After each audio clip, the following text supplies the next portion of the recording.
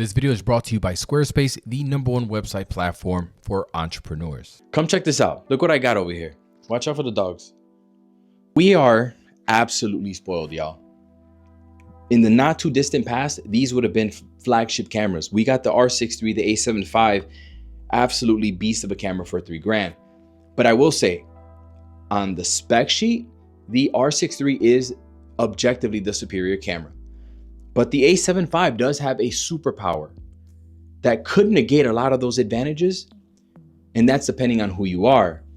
Now, one of those superpowers of the A7V actually prompted me to sell one of my favorite cameras of all time, the A7S III.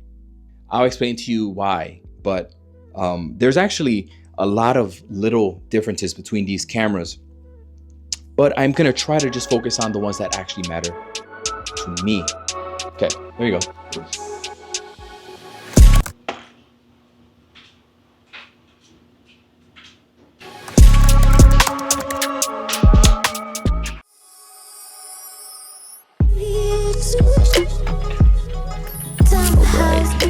So the first thing that I wanted to know about these cameras was, how dependable are they for long recording sessions? Whether I'm in the studio recording, I could just set it and forget it. Or when I continue to mess up my talking heads and butcher them, like I do all the time, am I able to just re-record 2 to 3 times, as many times as I need, without this camera ever having to shut down because it's overheating? Now, overheating tests are generally boring, so I'll give you the results after this. But let me tell you the one thing that really stood out to me about this comparison between the A7V and R6III is that when I was shooting 4K 30, which I was shooting 4K at the highest quality, 4K intro on the Sony with the screen, max brightness, the R6III shut down at 1 hour and 22 minutes, which is good. But the A7V was still at over 30% battery when the R6III shut down. And I got over 2 hours of footage off of one battery with no overheating indicator.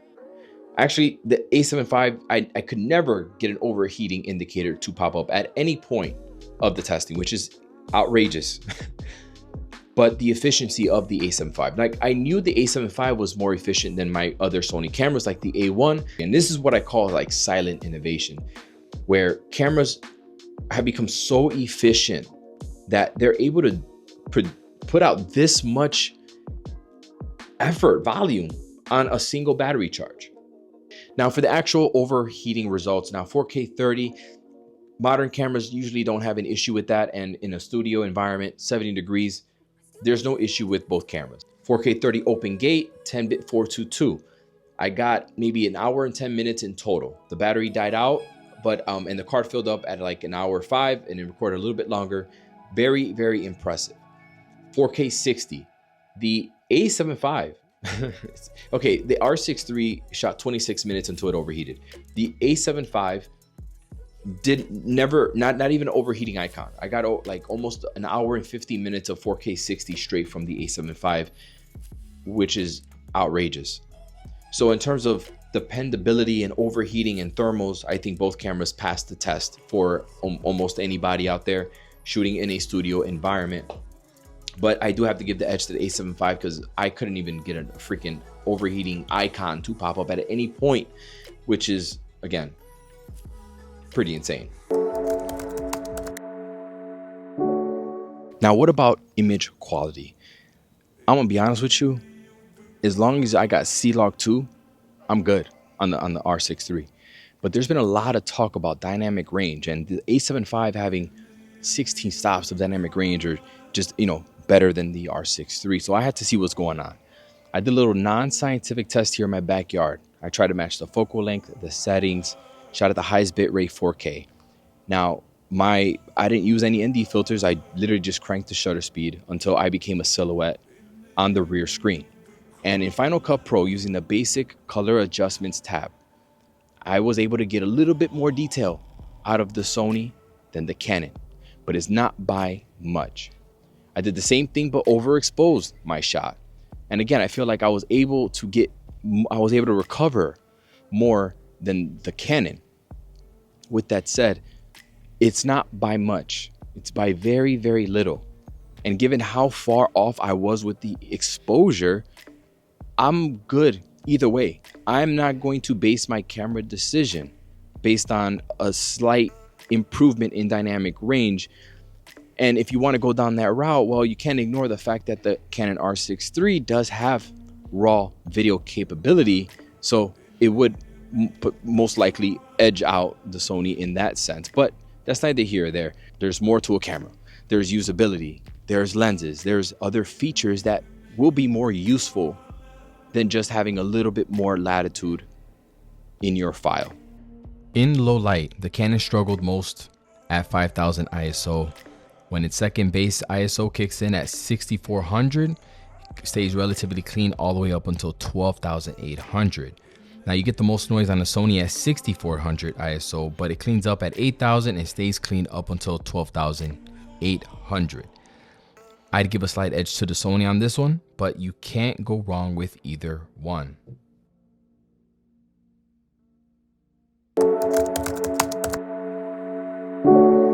Now, if you're tired of hearing me say that Sony has a slight edge, well, this is the section that you've been waiting for.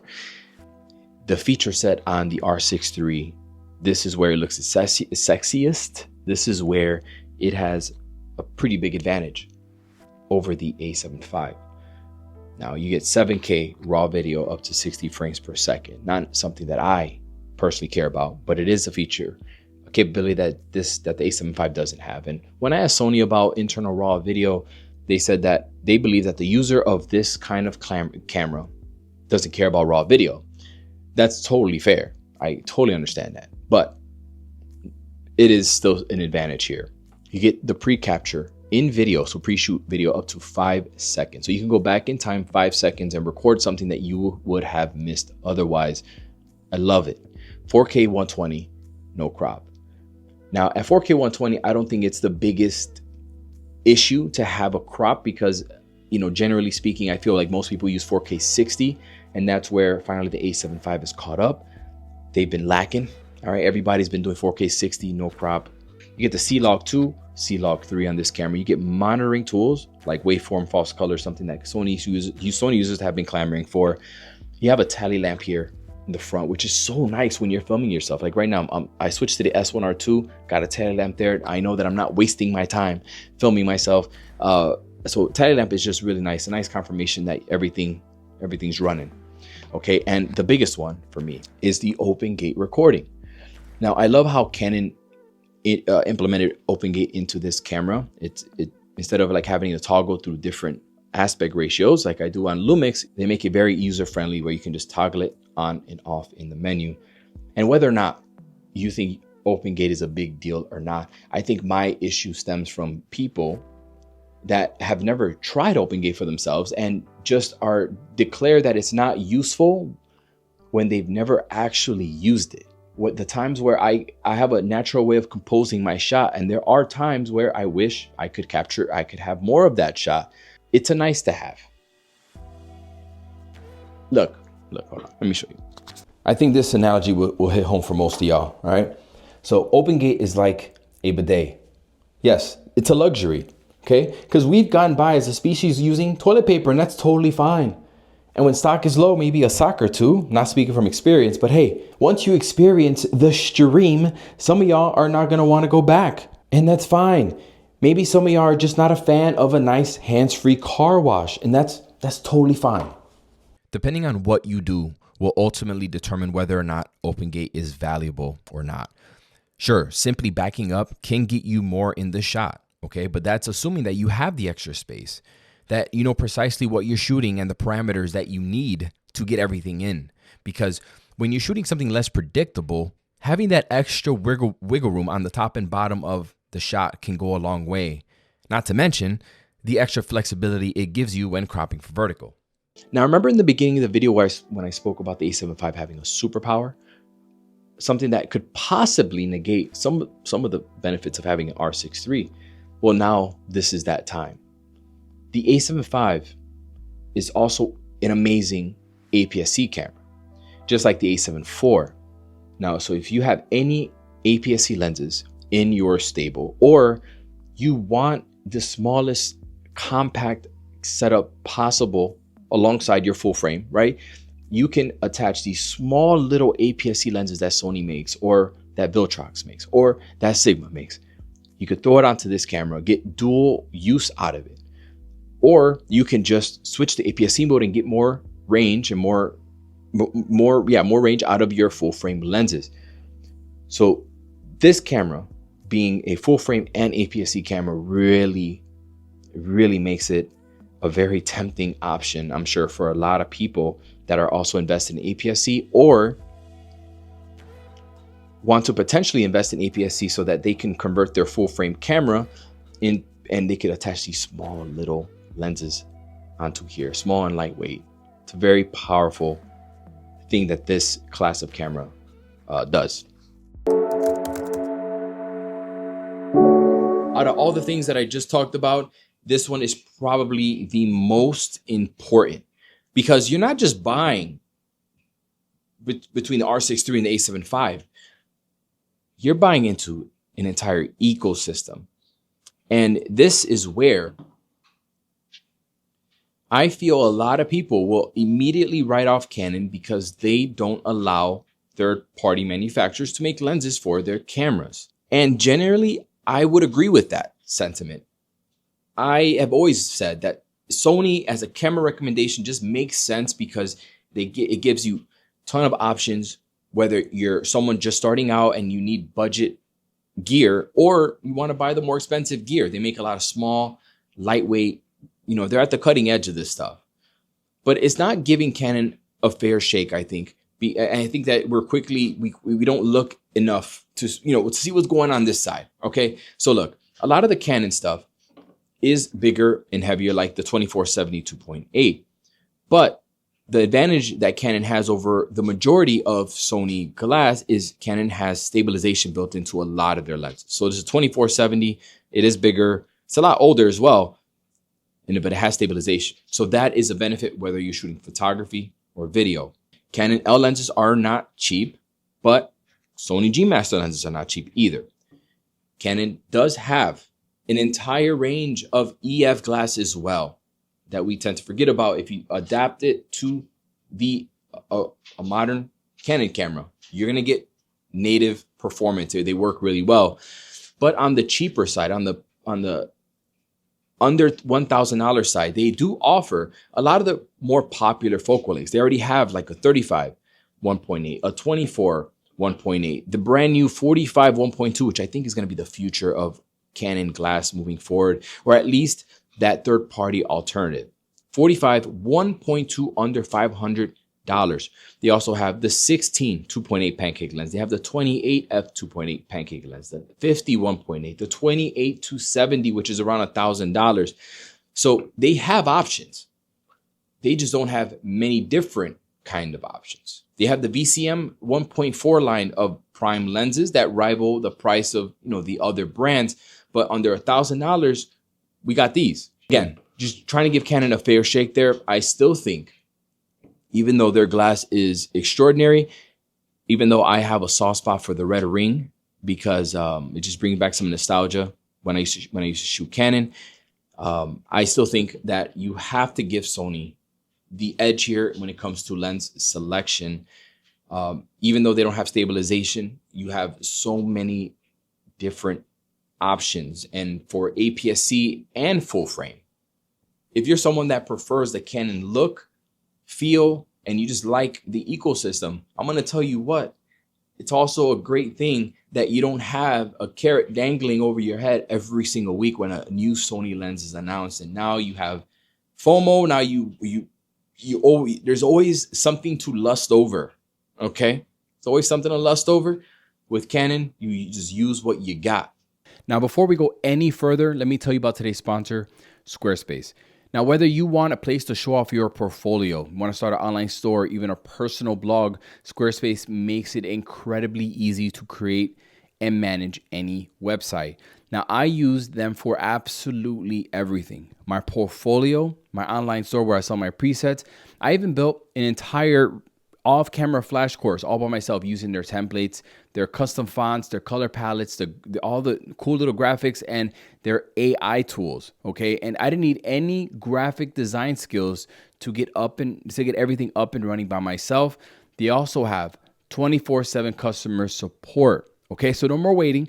Try Squarespace for yourself and use the code Manny for 10% off. All right, now let's talk about usability. It's a very important one, but also this one is very subjective to the user. Both cameras, I think, offer a lot of functionality and like customization and quick controls. Like Sony has, I can get to the quick menu here. I can press the function button. I can customize and get access to a lot of my frame rates and IBIS. I can get to that really quickly. On Canon, I have the Q button. Press the Q button, and I get access to pretty much all the things that I need. Color, IBIS, frame rate. I could do all that there. So they both offer a lot of customization, right? See the screen. If I find it too cluttered, I can just press touch operation off, and now everything's gone. Now I will say Sony does have an advantage with the 4-way screen. Be able to go to the side, go directly behind the camera. It also allows me to have more space, rigging up the camera if you're using up the ports. Just allows you to create more space and distance there, where the Canon, you see, it will limit, but depending on what port you're using, the screen's rotation. Another advantage on the Sony is the ports. Not only are they higher quality, but they're more individualized. So if I'm using only the HDMI port, it doesn't leave all the other ports exposed. Whereas on the Canon, you have those rubber flaps, and low-key, I actually prefer the rubber flaps only because they're easier for me to open because I have no nails. So I can open them up. I don't need a flathead like I do on the Sony. And this one's very specific to me, but I do like the advantage of having this hot shoe. With Sony, you have just more options for audio, right? Like you have those DJI adapters that you can throw on here, and you have the XLR adapter that I have. So for me, I like the audio options that I have on the Sony more than the Canon. Now on Canon, you have things like the tally lamp here, which I really love. I mean, Sony, if I press record, that's all you really know. If you're in front of the camera, that's all you have is you're going off of that little red rec at the top. That's not enough for me. I like having that extra confirmation. I also like how the Canon feels in the hand more than the Sony. I talked about this in my last video. The ergonomics are very soft to the touch. Again, nothing wrong with a more tactile feeling camera. I also like it as well, but this one definitely has an advantage for longer days of shooting, especially if you're rigging up a camera. This has more of a grip to, let's say, if you put a monitor on the camera, it's going to be more comfortable to hold. Even though the Canon has a lower resolution screen and slightly smaller than the A7V, I think the Canon screen is still superior. It's not only about resolution. The screen also, it gets brighter than the Sony, and I just like how the image looks on here better. So that's always been the case though. This is a very specific one, but I like how when you turn off the Canon, the shutter closes within like 2-3 seconds. I can make a quick lens change, where on the Sony, it's about double the time. When I turn off the camera, it takes about like 5-6 seconds for the shutter to close. I'm impatient. I just want to change my lens, and that's a little one. Now, another one to consider are the ports. So you have CF Express Type B with SD card, and this one has CF Express Type A with SD card. Now, if I had to start from scratch, I'm most likely I'd rather use the CF Express Type B, simply because they're just cheaper and they're more widely used than the CF Express Type A. And honestly, there's just like a ton of different usability differences between the cameras that make them unique. Again, I talked about efficiency. This one has better battery life on a single battery. You have that fast charge port on here. We can go back and forth all day, but it's very subjective. These are the ones that really stand out to me though.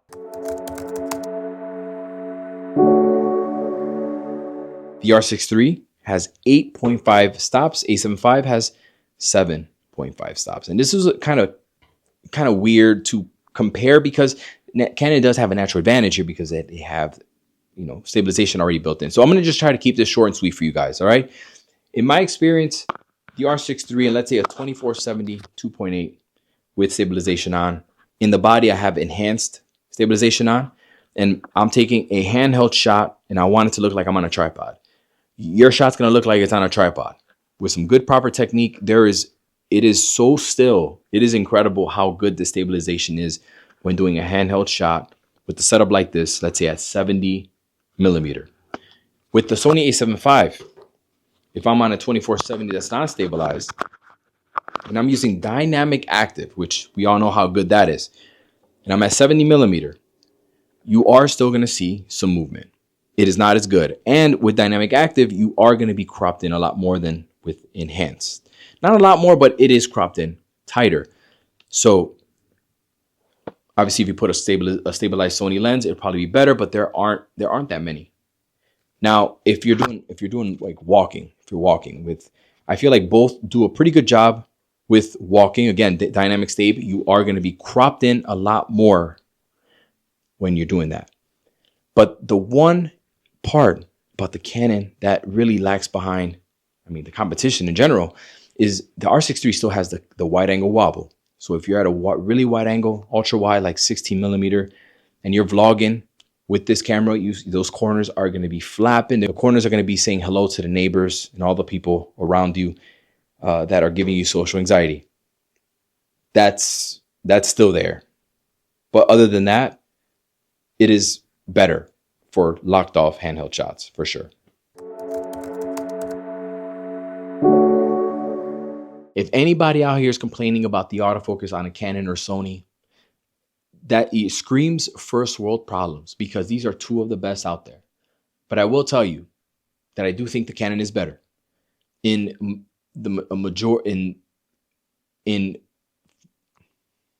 for the most part. It's better. Auto subject detection, the way it detects different kinds of subjects, it does it faster.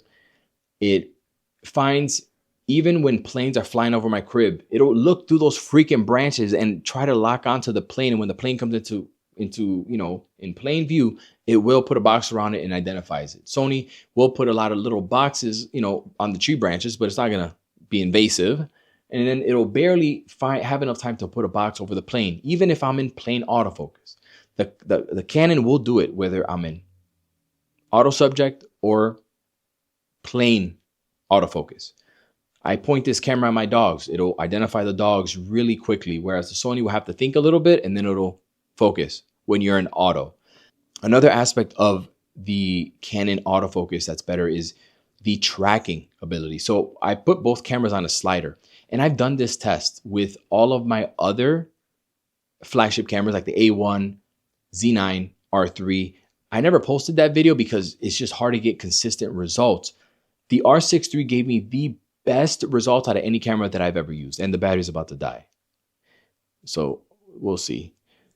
The R6III's tracking. So if I have a Canon, I put a Canon lens and I tap the Canon logo on the back of the camera. The Canon with autofocus on, moving on the slider back and forth. It locked on like I never seen before. I never seen a camera do this well. It didn't lose the Canon logo. Whereas on the Sony, it's what I expected. It will track it for the most part. Then eventually it'll kind of like start to float away a little bit. It'll kind of pulse a little bit slowly as it's going.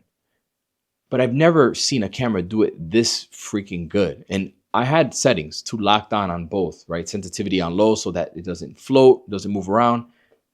That was really impressive. So I think both are extremely, extremely good. But I do give the Canon the edge here on autofocus. All right, y'all. So I just got back from Imaging USA. And when I got home, I couldn't help but feel like, what am I doing here? What the hell am I doing? I feel like I'm wasting my time. This video is over 20 minutes long. I came back to it. I'm like, why am I going to keep comparing these two cameras? They are so evenly matched. It's just not satisfying anymore. I feel like it's painful to continue this comparison. So I'm going to just try to get to the point here. Now, I did mention the A7S III in the beginning and why I sold the A7S III. And I don't want you to think that I that I think the A7V completely replaces the A7S III. For me, that camera is infamous. It changed the industry, and I said I was never gonna sell it, but hey, we're here now. All right. Now the A7S III had a particular, it had specifically things that no other camera could do on the Sony system. So it's a traditional body with an electronic viewfinder that had great thermal performance, that could shoot 4K 120, and it had good low light or great low light performance. Now the A7V checks most of those boxes, but at the same time, now it unlocks photography. And photography, doing flash, shooting flash outdoors, as you know, I've talked about it. Most Sony cameras have an electronic first curtain shutter. This is the only camera that I have right now from Sony that has a full mechanical, and I will be using this as my main photography camera out when I'm shooting outdoors and stuff like that. So this doubles down. Decent low light performance, right? It has great thermal performance, at least in the studio. It has an EVF, although it's not great. It checks most of the boxes. Now, look, comparing these cameras, like I said, it's so close. If I had to give an edge to the Sony over the R6III in the grand scheme of things, that would actually matter to me. I think that the sensor in the A7V is just slightly superior to the one in the R6III in the sense that it's slightly faster because it's partially stacked, but the Canon is still really fast. It's just not as fast. To get the slightly stacked sensor, I feel like it's slightly better in low light. I like the 4-way screen. I think that the thermal performance, although both are great, the Sony does have an edge in the thermal performance and efficiency. If I'm shooting video, I'm giving the edge to the R6III. This is the only camera I took with me to Imaging USA because I just wanted to get more time with it, hands-on, and yeah, I think the R6III is the better video camera overall. Not only because it gives you more features, but just having the option of shooting open gate and it being extremely reliable. I can shoot over an hour in a studio environment, being able to do that. I love when I'm shooting video, having the tally lamp makes all the difference, especially when I'm off angle on the camera. I can't really see if I'm recording. How many times I've recorded nothing, actually. I do think on the video side, again, I do think the R6III is the superior video camera for all the reasons that I mentioned in this video, but you can't go wrong with either one, okay? I think that I've never compared two cameras from two different brands that are so evenly matched. And here we are. Now, for the people out there that are looking for the absolute best video camera and video is your number one option, I'm going to just question you. Like, what you doing here? What are you doing here? Okay, the superior video camera already exists. It's the S12, which I'm filming with right now. I think the S12 checks all the boxes. I think that it's mostly, if the S12 was rebadged and if Sony released the S12 with all the same features, oh my God, the sky would fall. I think Lumix, just doesn't have as many lenses, right? The ecosystem is not as robust. I think the user experience and the menu system could use some improvement, but in terms of video, really nothing touches the S12 in terms of specs, in terms of sheer horsepower, and like I said, what are we doing here if you only care about video? These are two great hybrid cameras. That sweet spot for photography, sweet spot for video. Two of the best out there right now, for sure.